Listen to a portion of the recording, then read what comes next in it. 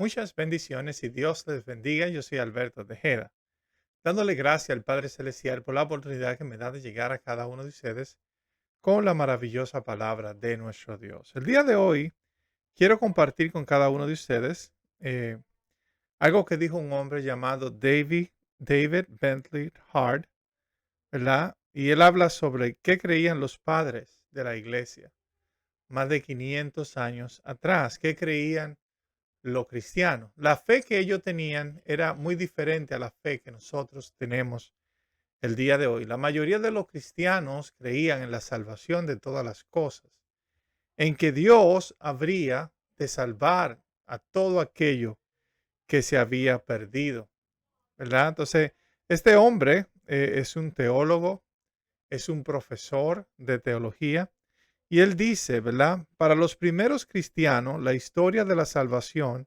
era enteramente una historia de rescate, de principio a fin.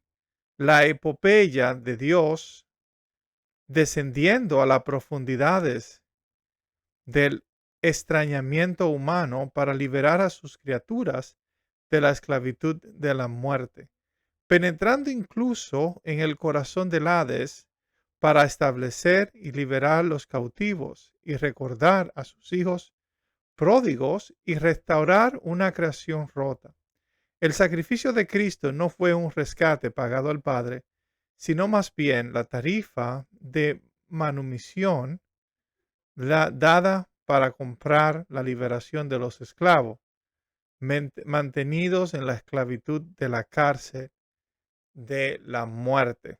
Y esta es una maravillosa palabra que dijo este hombre llamado David Bentley Hart. Gloria sea el nombre maravilloso de Dios. Y hay muchas cosas que podemos mirar aquí, hay muchas cosas que podemos ver sobre esta salvación a la que él cree, la salvación de todas las cosas, o el universalismo evangélico, el universalismo cristiano, que cree que todas las personas han de ser salvas, toda la creación ha de ser salva y volver a un mejor estado desde el que estaba al principio. Me llamaron mucho la atención algunas de las palabras que este hombre usó, ¿verdad? Para poder entender más lo que él dijo, porque es una cita que está llena de mucha información importante para nosotros poder entender lo que es la salvación universal. Él usa la palabra epopeya, extrañamiento, Hades o Hades y manumisión, ¿verdad? Entonces, ¿qué quieren saber? ¿Qué quieren decir esta palabra que dice David Bentley Hart? ¿Y cuál es el significado de cada una de ellas? Por ejemplo, en su cita, él habla de una palabra, él dice la epopeya de Dios descendiendo a las profundidades del extrañamiento humano. Él dice, ¿verdad? Y esta palabra epopeya significa un poema extenso que canta el estilo elevado, las hazañas de un héroe o un hecho grandioso y en el que suele intervenir lo sobrenatural o maravilloso. Y cuando yo leí esta palabra, lo que significa fue de mucho agrado, de mucha alegría, porque lo que él está diciendo es que la salvación es como una clase de, podemos decir, de un poema, ¿verdad? Es clase donde se exalta las obras de un héroe o el esfuerzo, o las cosas, las hazañas, los hechos grandiosos que este héroe puede alcanzar. Entonces, la salvación es la historia maravillosa de este Dios que baja hasta lo más profundo de la tierra, que baja hasta lo más profundo para salvar todo aquello que se habían perdido. Y cuando nosotros miramos el Dios de la Biblia, cuando nosotros miramos a Jesús como Dios encarnado, el mismo Dios, en misma esencia, Dios viene a este mundo para rescatar al hombre, para rescatar a los seres humanos de la condición en la cual nosotros nos encontramos, la condición de esclavitud por causa del pecado. Y Él viene y paga el precio para que nosotros podamos ser libres y podamos ser rescatados. Entonces, la epopeya es un poema extenso que canta en estilo elevado las hazañas de un héroe o un hecho grandioso y en el que suele intervenir lo sobrenatural o maravilloso. Entonces, Extrañamiento, otra palabra que usa David Bentley Hart en esta cita que él dice, acción y afecto de extraña o extrañarse, destierro, desportación, exilio, expatriación, expulsación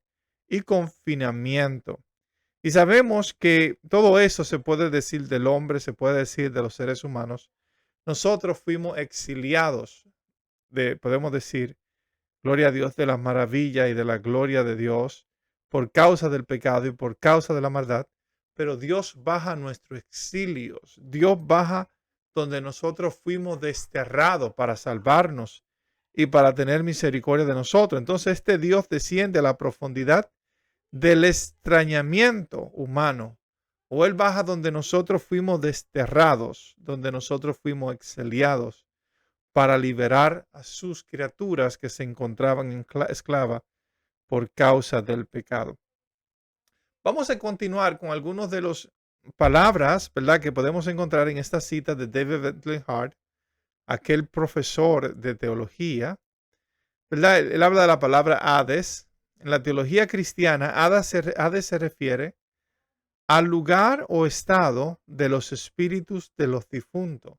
En este caso, el término Hades se toma prestado de la mitología griega y se asocia con el concepto juicio del Seor.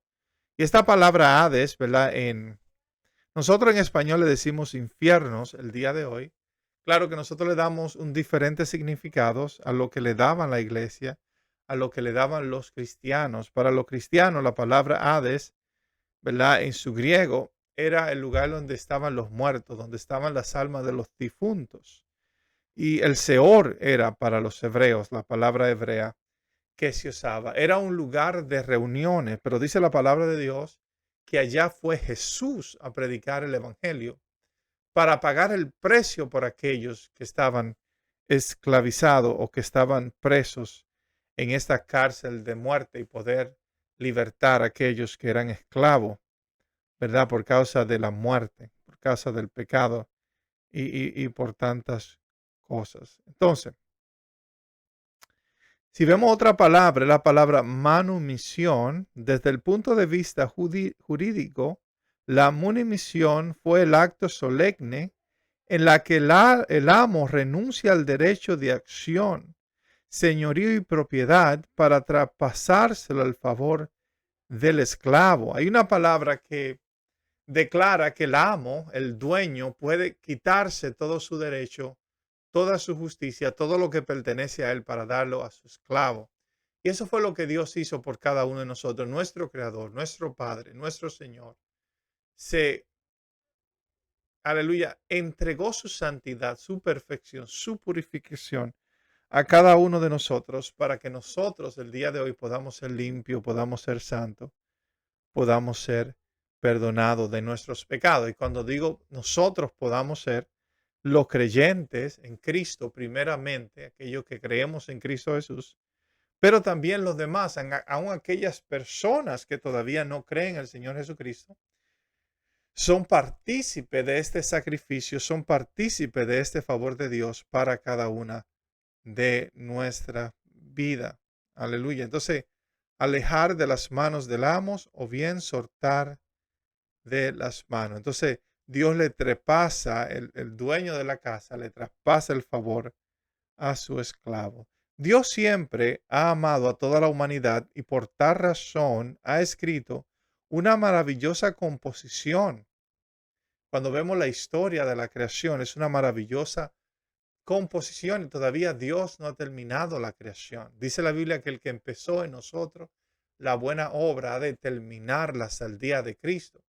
Y cuando yo digo ha empezado en nosotros, no me refiero solamente a los cristianos principalmente, pero Él ha de terminar la obra en toda su creación, en todas las personas. Entonces, en la cual restaura todo lo que se echó a perder en su creación, la Biblia habla como al final de los siglos la voluntad de Dios prevalece y no la voluntad humana. Muchas veces nosotros pensamos que la voluntad humana es la que va a prevalecer. Por ejemplo, si yo decido en mi libre albedrío condenarme, entonces eso es lo que me toca, ser condenado por toda una eternidad. Pero la Biblia habla claramente que no es mi voluntad, sino es la voluntad de Dios. Ahora, ¿cuál es la voluntad de Dios para nuestra vida? ¿Cuál es la voluntad de Dios? ¿Quiere Dios que yo sea salvo o que yo me condene eternamente? Dice un verso bíblico, el corazón humano genera muchos proyectos, pero al final prevalecen los designios del Señor. Proverbios capítulo 19:21. Al final de todas las cosas, la voluntad de Dios es la que se hará hecha. No solamente para Él, sino para toda la creación, sino para todos los hombres. Lo que yo quiera no es lo que va a prevalecer, sino lo que Dios quiere. ¿Qué significa la palabra designio que se usa en este verso? Las palabras designio significa pensamiento o propósito del entendimiento, acepto por la voluntad. La voluntad de Dios, aquí adelante podemos ver que dice en 1 Timoteo, capítulo de 2, 3 al 4, dice, porque esto es bueno y agradable delante de Dios nuestro Salvador, el cual quiere que todos los hombres sean salvos y vengan al conocimiento de la verdad. ¿Cuál es la voluntad de Dios? Que todos los hombres sean salvos. No solamente los cristianos principalmente, o lo que nosotros llamamos cristianos, creyentes en el Evangelio de Jesucristo. Pero la voluntad de Dios es que todos los hombres sean salvos. Y claro, que hay hermanos míos que no creen en que Dios ha de rescatar toda la creación. Hay hermanos míos que creen que Dios ha de aniquilar, podemos decir, un 80% de su creación, de la criatura. Sus almas serán destruidas en el lago de fuego. Hay personas que creen eso el día de hoy, personas llenas de amor, llenas de fe, personas que quieren verdaderamente agradar a Dios, pero yo creo que en esta doctrina ellos están totalmente equivocados.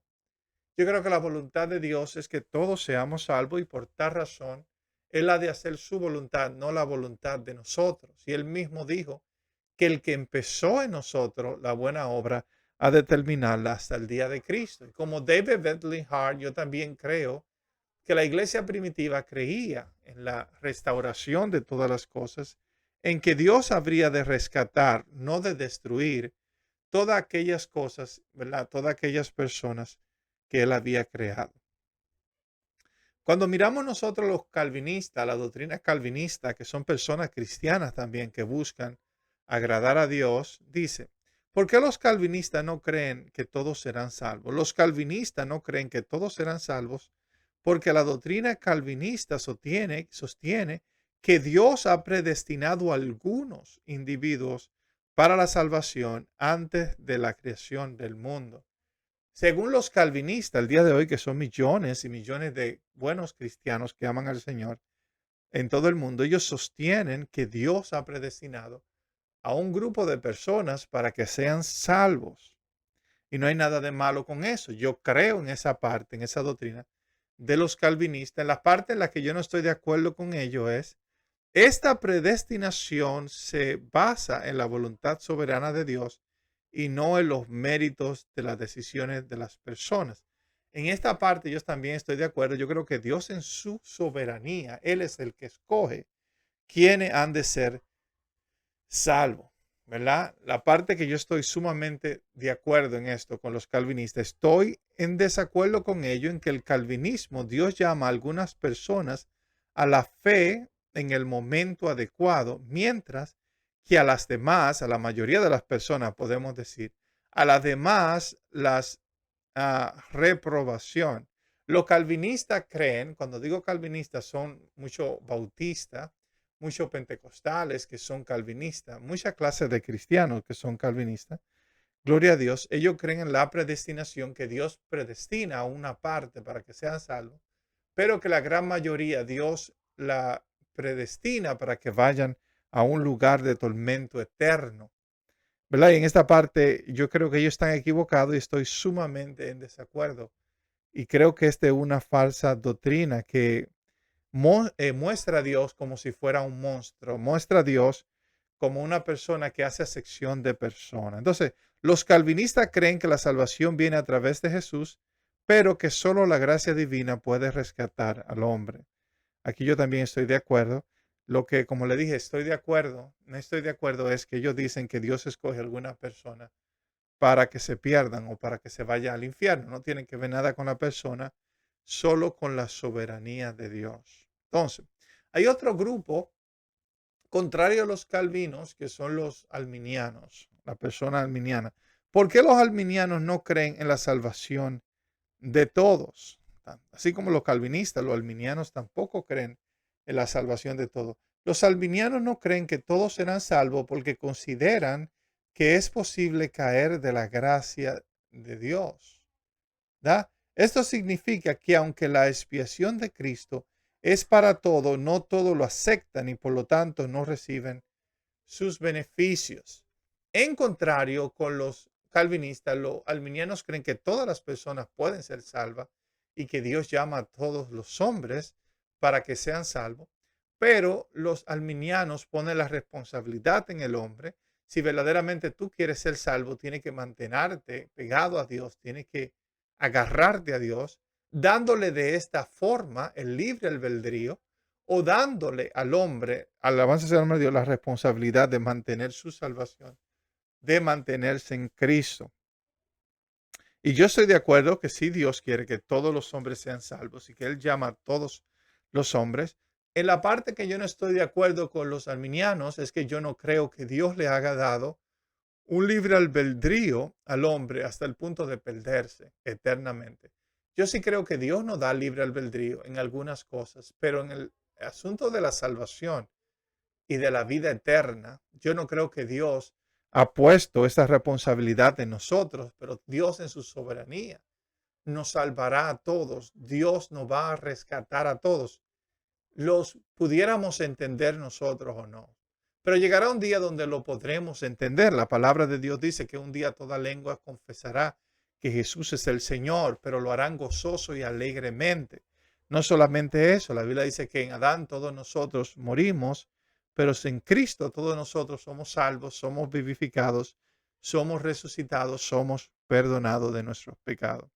El alminianismo se opone a la postura calvinista, donde esta última enseña que algunos están predestinados para salvación y otros para perdición.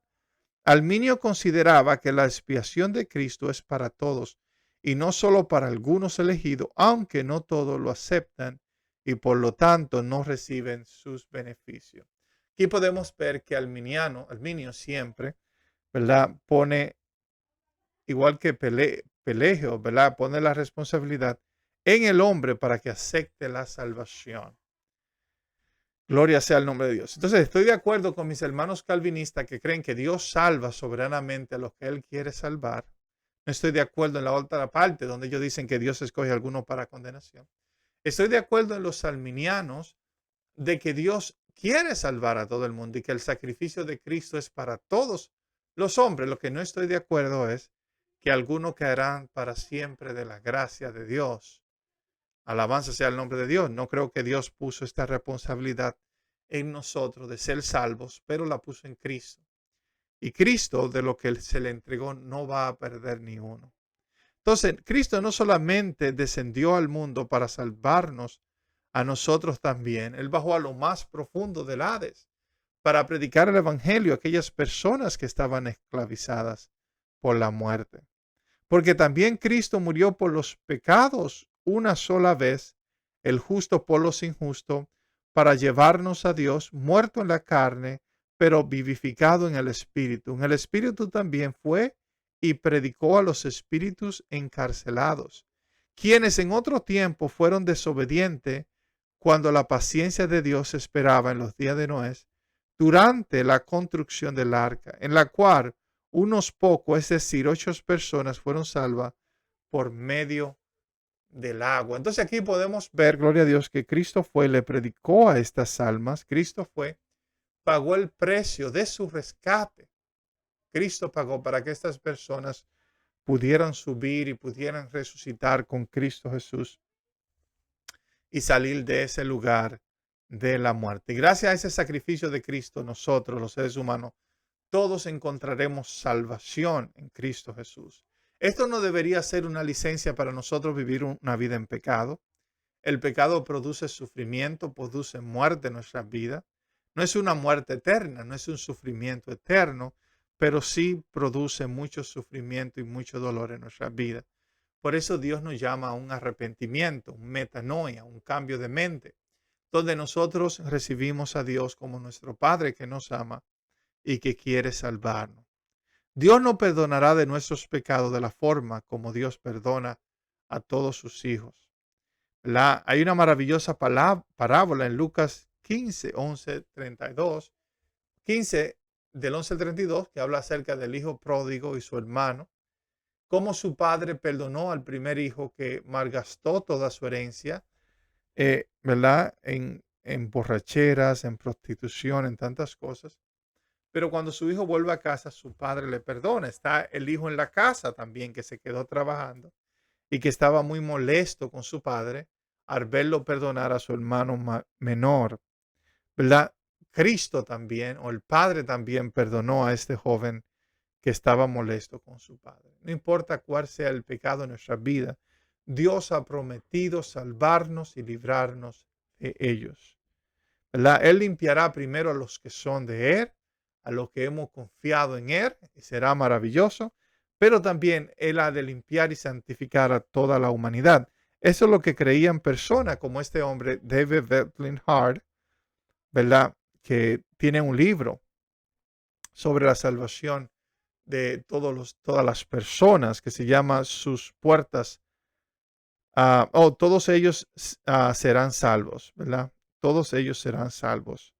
Creo que se llama. All should be saved en inglés. Entonces, hay una palabra que se usa mucho, gloria sea el nombre de Dios, y es la palabra apocatáxtesis.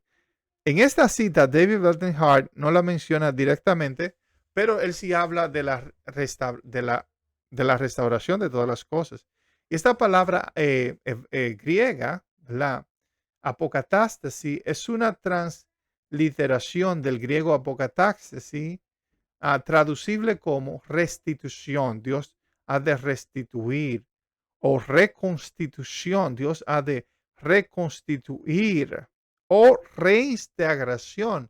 Dios ha de reintegrar la y a generación. Dios ha de generar a partir del cutón el elemento incorporar. Eso quiere decir Dios ha de, aleluya, reconstituir todas las cosas, toda la tierra, los seres humanos, los animales, todo lo que ha caído, ¿verdad? Por causa del pecado ha de ser reconstituido. Hay un verso en la palabra de Dios que habla de la restauración de todas las cosas, la cual se encuentra en Hechos capítulo 3, verso 21. Dice, aquí en desierto es necesario que el cielo reciba hasta los tiempos de la restauración de todas las cosas de que habló Dios por boca de sus santos profetas, que han sido desde tiempo antiguo, quien desde cierto es necesario que el cielo reciba hasta los tiempos de la restauración de todas las cosas. Quiero terminar leyendo esta cita maravillosa de nuestro hermano Bentley Hart, David Bentley Hart, donde él dice, para los primeros cristianos la historia de la salvación era enteramente una historia de rescate. Dios rescatando lo que se había partido, del principio al fin. La apopeya de Dios descendiendo a las profundidades del entrañamiento humano para liberar a sus criaturas de la esclavitud de la muerte, penetrando incluso en el corazón del Hades para establecer el liberar a los cautivos y recordar a sus hijos pródigos y restaurar esa creación rota. El sacrificio de Cristo no fue un rescate pagado al Padre, sino más bien la tarifa de manutención dada para comprar la liberación de los esclavos mantenidos en esclavitud en la casa de la muerte. Gracias por haber estado conmigo en esta programación, La Casa. Aleluya, punto de esperanza. Yo soy Alberto que me despido. Dios te bendiga.